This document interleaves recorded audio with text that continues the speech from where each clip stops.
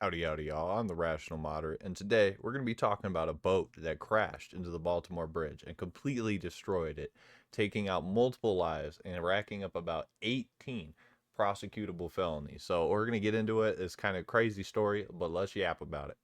Answering questions and laying out the charges of an 18-count indictment that was just unsealed today against Synergy Marine Group. That is the group that owns the Dolly ship, a container ship that we recall more than 2 years ago, March of 2024, lost power, collided with the Francis Scott Key Bridge. The bridge collapsed. 6 construction workers on board were killed in that tragedy. Today, what we learned is that they essentially are hinging this on what's called a flushing pump. All right, so we're just going to blame the technology of the flushing pump right away, which it may have been a problem. It may have been a problem. It may have broken down. But I don't think that still absolves the company or the people of the multiple billions of dollars of destruction, the multiple lives they took away on even on accident, you know. Somebody's got to be held responsible for this, and at the end of the day, it's either going to be the company with the boat or it's going to be the company with the pump. But let's see where this goes. Prosecutors there are alleging that the ship lost power due to what was a faulty wire somewhere in the switchboard, came back, but then this flushing pump, which seems to be not the normal mechanism for supplying fuel to generators, does not automatically come back. It doesn't have this redundancy system. And they also hid this. They allege that they concealed this. They took steps both before and after this crash happened to make that not clear during things like safety inspections. And they even allege that they fabricated those safety documents. Ultimately, as Joe just mentioned, the government says resulting in at least $5 billion in losses. So not only are you not actually passing safety inspections, but you're trying to cover it up afterwards, which just makes the crime even worse.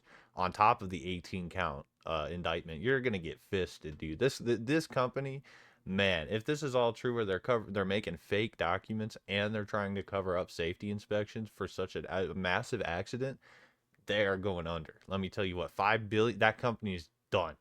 The city and the state are going to sue them into oblivion. Let me tell you what. The main argument the prosecutors are making here, they say if the Dolly did have the proper fuel supply and not this unapproved flushing pump, well, then the vessel could have regained power fast enough to actually navigate under the bridge and avoid hitting the bridge, leading to this tragedy. We know the cost of this. There was the human cost, those 6 construction workers killed.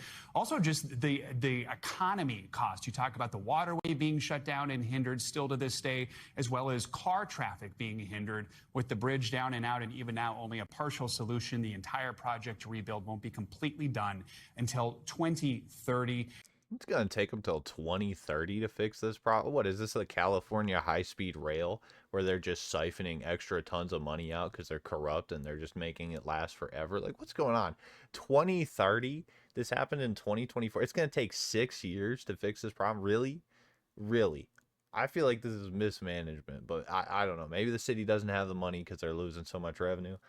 Let me know what you think about that. I just feel like it shouldn't take 6 years. That's just a ridiculous timeline. Another interesting point made by prosecutors, they say there were actually 2 blackouts the day before. Prosecutors allege that those were not reported or investigated either. So on top of that, we had 2 blackouts on the boat beforehand. What are we doing? We have all these previous safety concerns, and we're just not. The boat's seaworthy, guys. Let's take it out. You know, we might be having blackouts, and the freaking bilge pumps aren't working properly. So we're gonna just crash and do $5 billion, and that's gonna keep adding on, by the way, because the bridge is out, blocking the waterway. So there's no trade traffic. There's no car traffic across the bridge. Like, what are we doing? This sounds like incompetence or a structural failure of the highest order.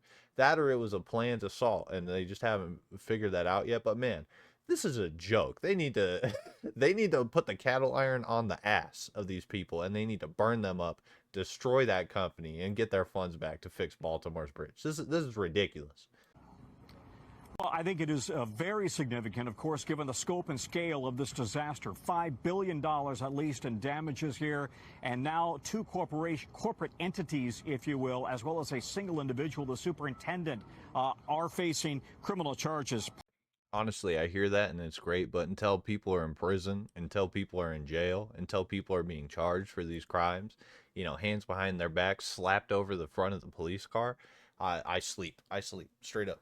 Unless somebody's actually in prison This is a nothing story. Nothing's happened so far. And if the company just gets away with a fine, this is horse crap. People need to be thrown in jail for such horrendous mismanagement. There needs to be somebody held accountable, and it needs to show in the future that if companies mess up like this, they actually have people not only in the company, but the company itself will be held responsible for these crimes. Pardon me as I look at my notes here. So, as you know, it was the Dolly cargo ship that brought down the Francis Scott Key Bridge. 6 construction workers were killed. So the government is alleging conspiracy to defraud the United States government, the death of 6 workers, the economic loss of $5 billion to the Baltimore and Maryland area, and really the entire East Coast.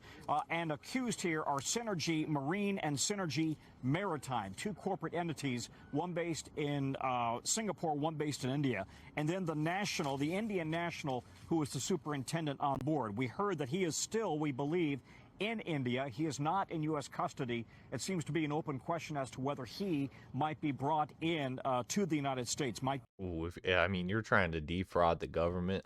They're gonna stick the bull iron right through them cheeks. Let me tell you what. This company, if it's not held responsible to the highest degree, all these people go to jail. Everybody's investigated, and they don't get run out of town for causing such horrendous damage to Baltimore and also our nation, the United States. It's insane.